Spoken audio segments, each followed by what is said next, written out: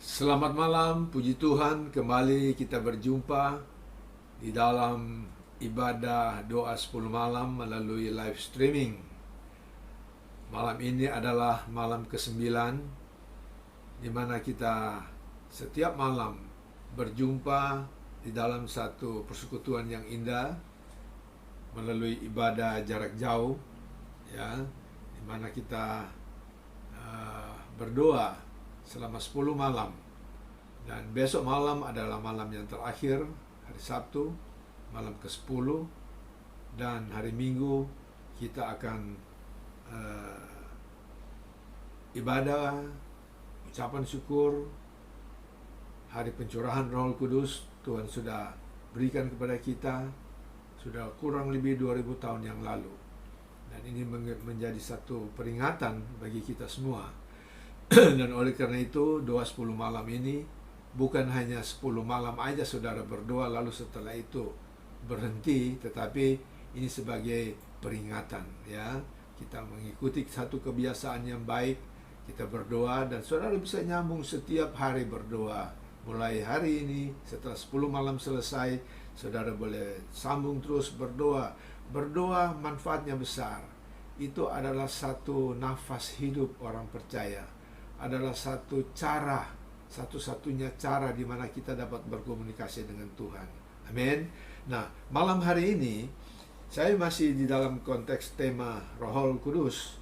Kita sudah mendengar secara 2 malam berturut-turut bahwa Roh Kudus simbolnya adalah air, dan malam hari ini saya akan sharing dengan saudara bahwa Roh Kudus juga dilambangkan seperti minyak. Jadi lambang-lambang Roh Kudus itu banyak sekali, saudara, ya.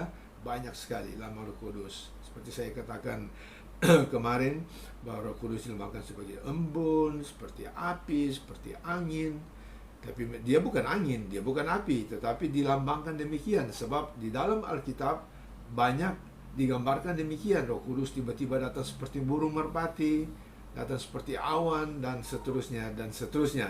Nah, malam hari ini kita mau lihat satu lambang dari Roh Kudus, bahwa Roh Kudus adalah seperti minyak.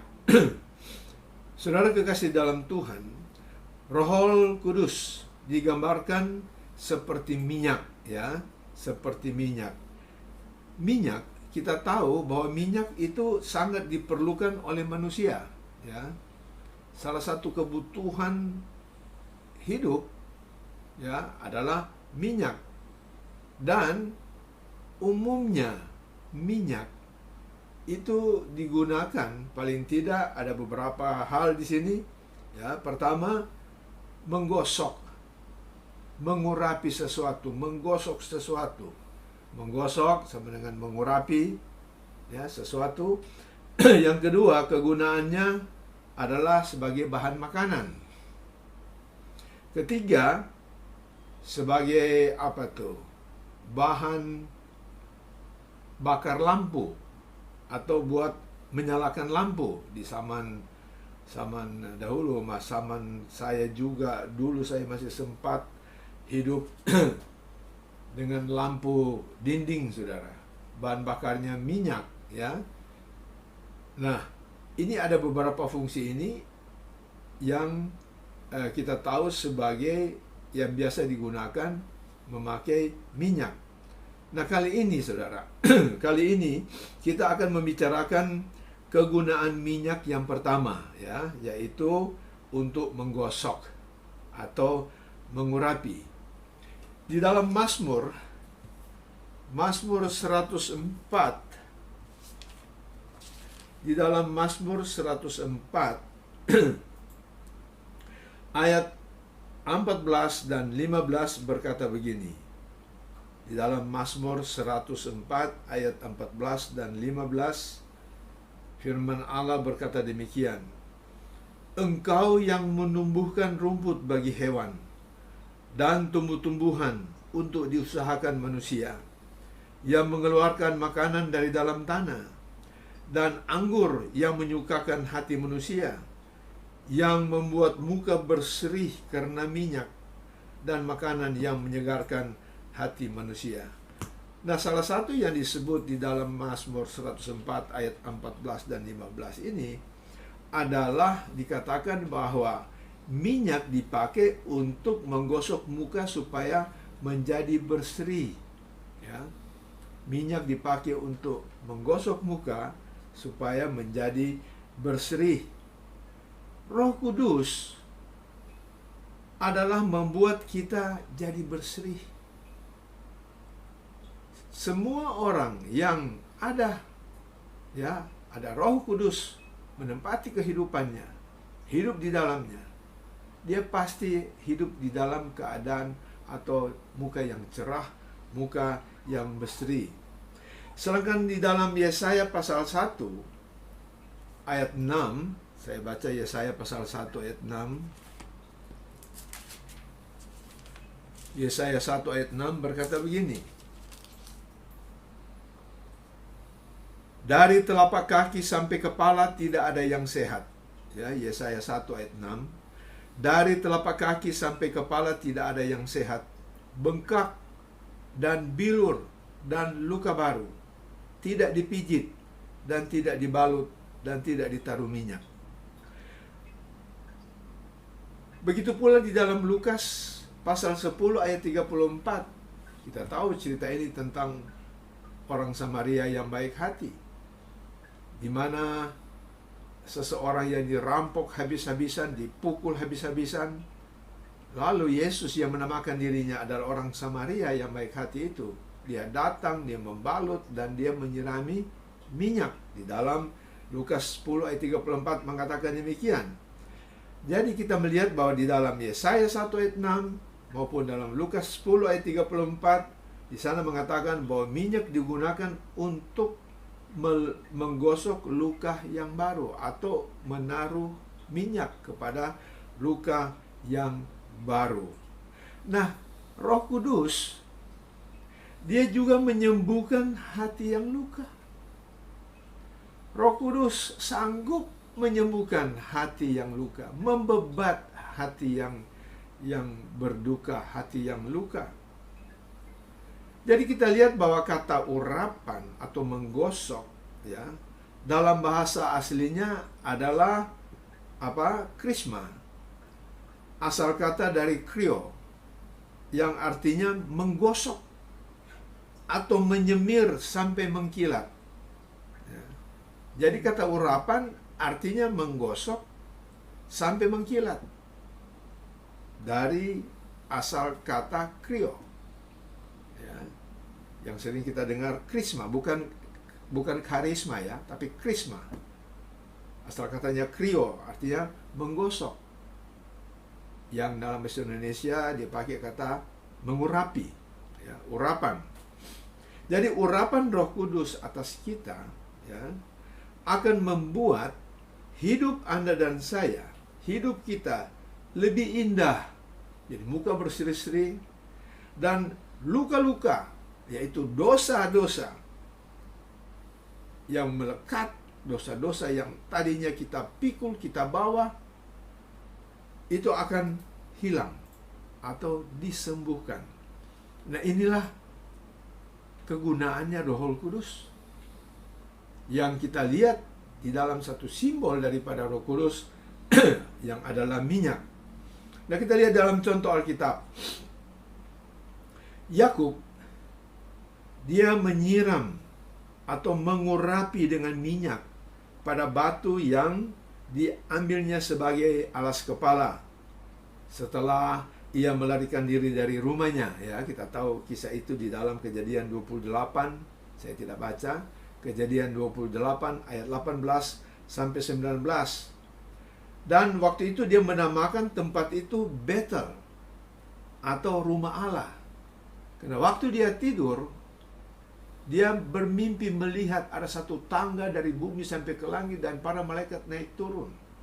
Nah, ini juga ada pengertian tersendiri, saya tidak sampaikan di sini. Tetapi dia melihat tempat itu waktu dia bangun, dia bilang tempat ini dahsyat. Ya, tempat ini dahsyat. Lalu dia ambil minyak, dia mengurapi di sana dan dia memberikan nama Betel tempat itu atau rumah Allah. Dia katakan, ini rumah Allah.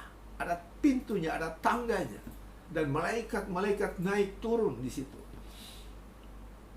Lalu, setelah 20 tahun kemudian, ya, 20 tahun berlalu, Allah menegaskan kembali dan membenarkan apa yang telah dibuat oleh Yakub itu. Dan menyuruhnya dia kembali ke Betel. Saudara boleh baca dalam Kejadian pasal 31 ayat 13, saya juga tidak baca. Ya. Dalam Kejadian 31 ayat 13, di mana Allah menyuruh Yakub kembali lagi ke Betel. Bahkan Allah mengaku dengan mengatakan, akulah Allah yang di Betel itu. Akulah Allah yang di Betel itu. Dalam bahasa Inggris, I'm God of Betel. I'm God of Betel. Akulah Allah di Betel. Allah mengaku. Apa yang dilihat oleh Yakub dalam mimpi itu, Allah tegaskan bahwa akulah Allah yang ada di Betel pada waktu itu, kurang lebih 20 tahun yang silam. Nah, contoh yang berikut, ketika bangsa Israel keluar dari Mesir, ya, Allah memerintahkan Musa untuk membuat tempat kudus bagi Allah. Karena Allah mau diam di tengah-tengah umatnya. Itu dicatat di dalam Keluaran 25 ayat 8. Ya. Hari Minggu saya katakan, saya sudah dalam khotbah hari Minggu saya katakan bahwa Allah dari semula, ya, kerinduan Allah, hati Allah adalah mau terus bersama-sama dengan manusia. Dari awal penciptaan manusia, Allah selalu bersama manusia. Bahkan setelah manusia jatuh di dalam dosa, ya, Dia mengirim putranya yang tunggal dan diberikan nama Immanuel, artinya Allah beserta kita. Dia mau Allah tetap menyertai kita. Lalu Yesus lahir, dicatat di dalam Yohanes pasal yang pertama, kita baca di sana bahwa pada mulanya adalah firman, firman itu bersama-sama dengan Allah, dan firman itu adalah Allah. Ayat 14 berkata, dan firman itu telah menjadi manusia dan tinggal, ya, atau dia bersama-sama ada di dalam kita, bersama-sama dengan kita. Dari awal Allah mau, sampai Yesus naik ke surga, Dia kirim Roh Kudus, supaya Roh Kudus ini tetap menyertai kita, mendampingi kita. Apa itu? Menjadi advokat kita, menjadi pembela kita, selalu ada bersama dengan kita. Itu hati Allah dari sejak semula. Nah, yang sekarang yang sedang saya katakan adalah pada waktu itu Allah memintakan kepada Musa, memerintahkan kepada Musa untuk membangun sebuah membuat tempat yang kudus. Memerintahkan Musa untuk membuat tempat yang kudus bagi Allah. Sebab Allah mau diam di tengah-tengah umatnya. Keluaran 25 ayat 8. Dan tempat kudus atau tabernakel atau kemah pertemuan itu harus diurapi dengan minyak, bukan minyak kelapa, saudara. Bukan minyak sawit, bukan minyak makan biasa. Tapi Allah perintahkan bahwa kemah pertemuan itu atau tabernakel itu atau tempat kudus itu harus diurapi dengan minyak yang resepnya dari Allah sendiri. Ya. Di dalam Keluaran pasal 30, saya mau baca ini beberapa ayat.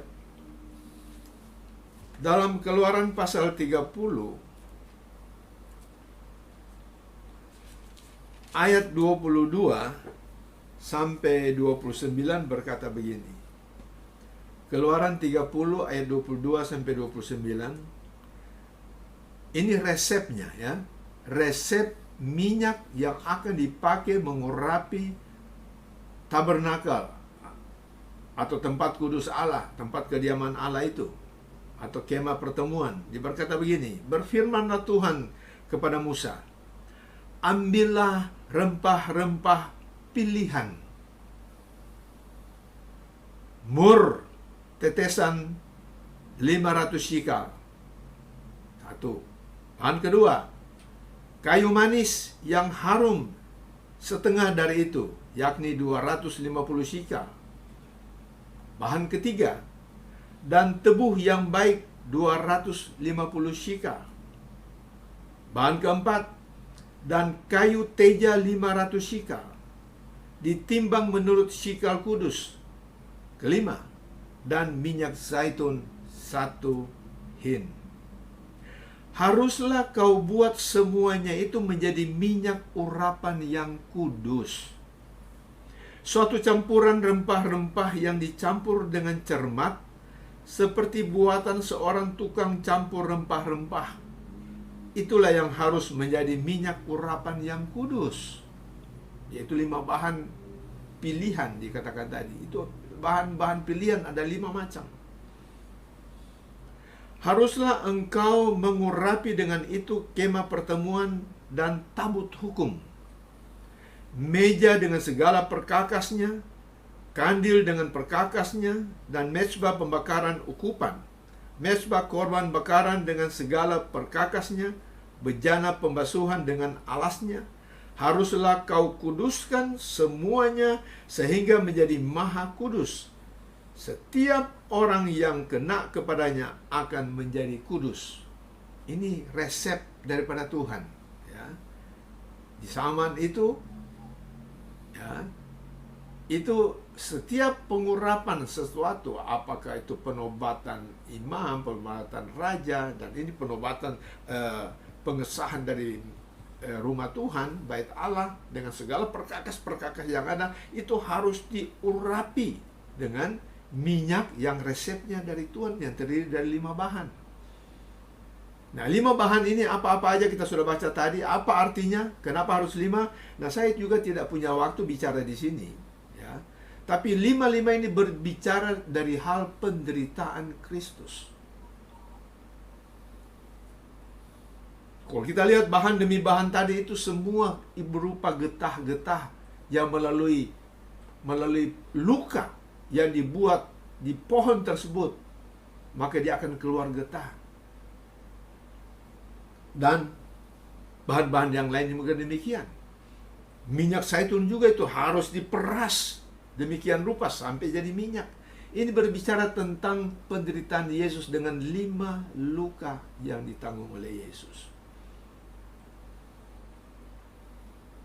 Nah, terus dari zaman ke zaman Allah selalu mau tinggal di antara umatnya, ya. Itu saya sudah katakan hari Minggu, saya sudah ulangin tadi, bahwa Allah selalu mau mendekatkan dirinya dengan saudara dan saya. Allah selalu mau tinggal bersama-sama dengan kita. Dan tempat di mana Allah tinggal itu harus selalu diurapi dengan minyak sebelum digunakan. Harus dikuduskan dengan minyak urapan ini sebelum digunakan. Nah, di dalam perjanjian baru dikatakan bahwa firman itu, Allah, ya, telah menjadi manusia. Saya sudah singgung tadi, ya, yaitu Yesus, dan diam di antara kita. Yohanes 1 ayat 14. Allah tinggal di dalam Yesus. Allah tinggal di dalam Yesus. Kolose 1 ayat 19, saudara catat aja, ya. Dalam Kolose 1:19 dikatakan Allah tinggal di dalam kita. Jadi Yesus, dia menjadi tabernakel itu. Dia menjadi apa? Dia tinggal di dalam kita. Yesus menjadi tabernakel itu. Dia membuat kemah sembahyang di antara kita. Dia menjadi tabernakel itu. Dia membuat kemah sembahyang di antara kita. Kalau kemah sembahyang itu harus diurapi dengan minyak, maka Yesus yang datang ke dunia ini pun harus diurapi dengan minyak, yaitu Roh Kudus. Matius 3:16. Atau kita baca aja inilah. Matius 3 ayat 16.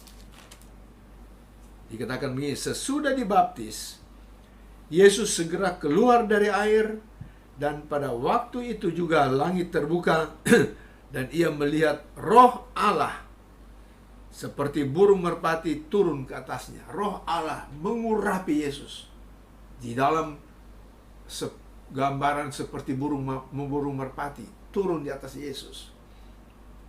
Yesus harus diurapi. Ya, dia mau masuk ke dalam pelayanan. Waktu itu usianya 30 tahun sesuai dengan aturan Yahudi. Dia masuk dalam pelayanan, tapi dia harus diurapi. Urapi dengan apa? Urapi dengan Roh Kudus. Dengan Roh Kudus. Gambaran zaman perjanjian lama adalah minyak urapan.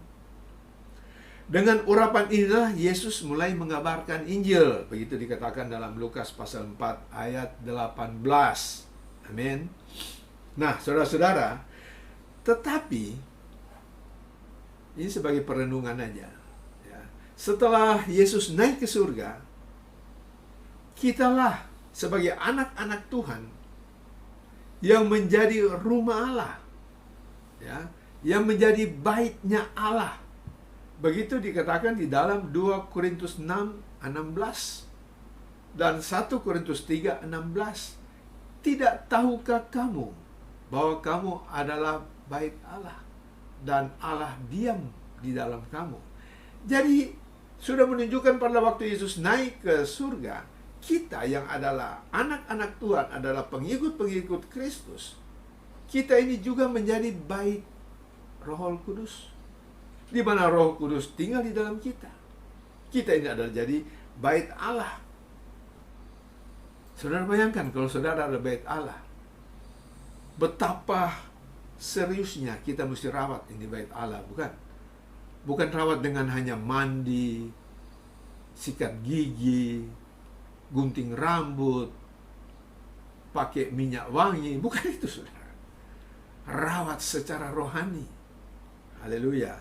Nah, Tuhan ingin agar Roh Allah itu turun dan diam di dalam kita. Amin. Serta memimpin hidup kita. Dia mau ada dalam kita dan dia mau menyertai kita, dia memimpin kita. Saya sudah panjang lebar hari Minggu mengatakan hal ini kepada saudara, di mana Roh Kudus sebagai Parakletos. Nah, kalau Roh Kudus ada di dalam kita, ia akan membuat terangnya bercahaya di dalam kita. Pasti, ya. Katakan dalam 2 Korintus 4 ayat yang ke-7, ya. 2 Korintus 4 ayat yang ke-7.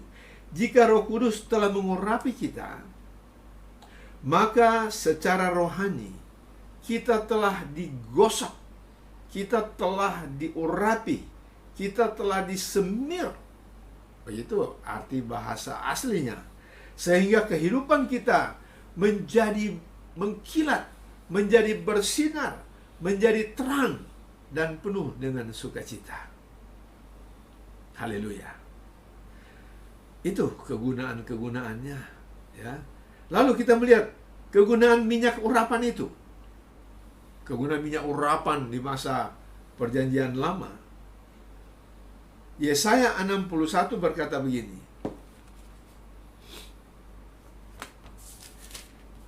Pertama, Yesaya 61 ayat yang ketiga, kegunaan minyak urapan itu, Yesaya 61 ayat 3 berkata begini.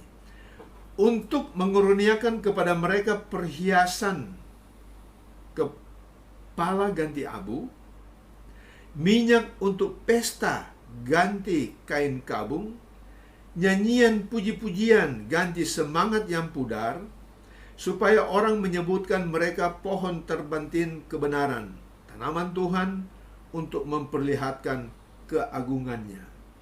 Jadi kegunaan minyak urapan yang pertama, sebagaimana dikatakan Yesaya 61 ayat 3, di sana dikatakan minyak untuk ganti kain kabung, ya, dan seterusnya dan seterusnya. Ini artinya untuk memperindah, supaya mereka disebut pohon terbantin kebenaran, tanaman Tuhan untuk memperlihatkan keagungannya. Roh Tuhan mengurniakan perhiasan kepala, ya. Memberikan atau mengeruniakan kepada kita perhiasan kepala ganti abu. Berbicara tentang kesusahan, kedukaan. Orang-orang dulu kalau dalam keadaan susah, dan duka, ambil abu, buang di kepala, siram di kepala. Tapi waktunya itu Tuhan akan ganti, ya. Dia akan ganti perhiasan kepala kita yang indah, ya. Sebut mengeruniakan perhiasan kepala, mengurniakan satu keindahan dalam bahasa Inggrisnya, ya. Ganti abu itu, ganti kesusahan itu. Minyak untuk pesta, atau dikatakan oil of joy, minyak sukacita. Ganti kain kabung. Dan nyanyian puji-pujian. Nyanyian puji-pujian, dalam terjemahan bahasa Inggrisnya dia katakan di sana pakaian puji-pujian, garment of praise. Garment of praise, ganti semangat yang pudar. Jadi kita yang menjadi tontonan dunia, kita anak-anak Tuhan menjadi selalu tontonan dunia, hendaklah memperlihatkan keagungan Tuhan, menjadi terang yang bercahaya di depan dunia, supaya mereka melihat perbuatan kita yang baik dan memuliakan Tuhan. Katakan Matius pasal 5 ayat 16. Dan ini semua boleh terjadi kalau Roh Kudus ada di dalam kita.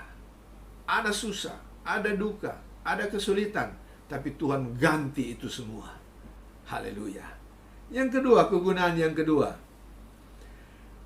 Kegunaan yang kedua adalah untuk menyembuhkan atau menyempurnakan. Coba kita mau baca satu ayat di sini, saya periksa dulu saudara. Yakobus pasal yang kelima, ayat 14. Kegunaan minyak urapan. Kalau ada seorang di antara kamu yang sakit, kata Yakobus 5:14, baiklah ia memanggil para penatua jemaat, supaya mereka mendoakan dia serta mengolesnya dengan minyak dalam nama Tuhan.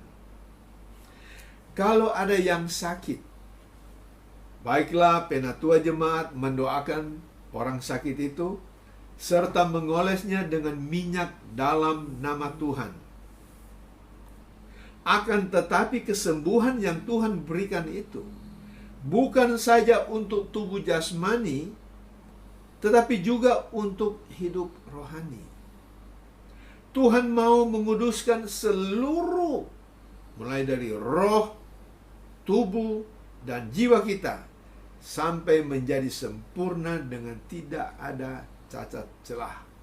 Ya, coba kita baca ayat-ayat itu di dalam 1 Tesalonika pasal yang kelima, sebagai ayat yang terakhir. 1 Tesalonika 5 ayat 23. Saya bacakan 1 Tesalonika 5 ayat 23. Demikian firman Tuhan. Semoga Allah damai sejahtera menguduskan kamu seluruhnya, dan semoga roh, jiwa, dan tubuhmu terpelihara sempurna dengan tak bercacat pada kedatangan Yesus Kristus Tuhan kita. Tuhan menguduskan, Tuhan mengurapi kita seluruhnya. Tuhan mau menguduskan seluruh hidup kita, tubuh, jiwa, roh, untuk menjadi sempurna dan tak bercacat sampai pada hari kedatangan Yesus. Ini adalah pekerjaan yang luar biasa dari Allah Roh Kudus yang tidak dapat diganti oleh siapapun. Karena itu, saudara-saudara, melalui tempat ini saya himbau kepada saudara-saudara, Anda perlu Roh Kudus. Saudara perlu Roh Kudus. Ya. Saudara perlu Roh Kudus. Sekalipun kita mendapatkannya sebagian demi sebagian, tetapi setiap hari semakin bertambah sampai menjadi sempurna, diperbaharui dari hari ke hari, dari hari ke hari. Jadi Roh Kudus itu seperti saya katakan kemarin, jangan bilang, saya sudah terima kok kemarin, saya sudah terima minggu lalu, saya sudah terima tahun lalu, hari ini bagaimana? Yang benar adalah Roh Kudus itu harus memenuhi kita setiap hari dan memperbaharui kita. Tubuh, jiwa, dan roh kita dikuduskan sampai sempurna, sampai Yesus datang kedua kali. Amin. Selamat malam, puji Tuhan. Roh Kudus, Kau hadir di sini. Roh Kudus, ku mengasihi-Mu. Kau lembut, Kau manis, Kaulah penghiburku, penolongku, diutus Bapa-Ku. Roh Kudus, Kau hadir di sini. Roh Kudus, ku mengasihi-Mu. Kau lembut, Kau manis, Kaulah penghiburku, penolongku, diutus Bapa-Ku. Ku buka hati untuk Roh-Mu Tuhan. Ku buka hati menyembah-Mu Yesus. Jamah setiap kami Tuhan. Jamahlah kami, penuhi kami dengan kuasa alam bagi.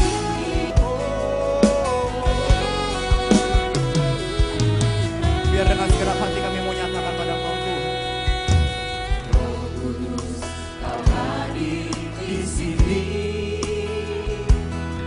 Roh Kudus, ku mengasihi-Mu. Kau lembut, Kau manis, Kaulah penghiburku, penolongku, diutus Bapa-Ku. Roh Kudus, Kau hadir di sini. Roh Kudus, ku mengasihi-Mu. Amin Tuhan. Kau lembut, Kau manis, Kaulah penghiburku, penolongku, diutus Bapa-Ku. Ku buka hati untuk Roh-Mu Tuhan. Ku buka hati menyembah-Mu Yesus.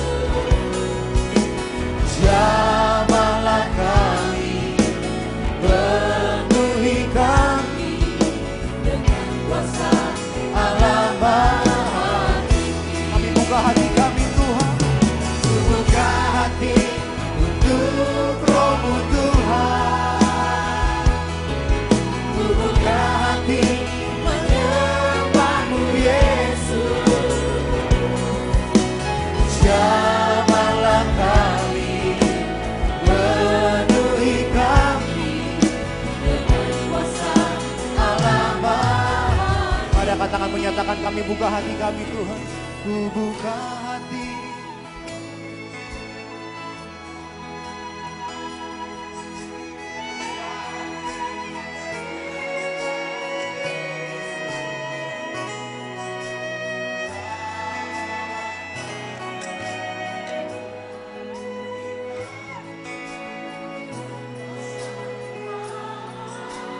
Kami buka hati setiap kami di tempat ini Tuhan. Ku buka hati untuk Roh-Mu Tuhan. Amin, amin.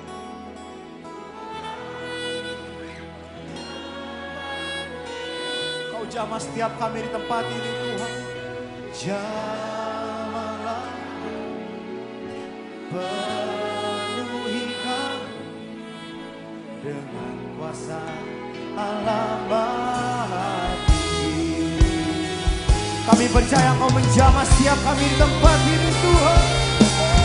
Buka hati untuk Roh-Mu Tuhan. Ku buka hati menyembah-Mu Yesus. Jamahlah kami, penuhi kami dengan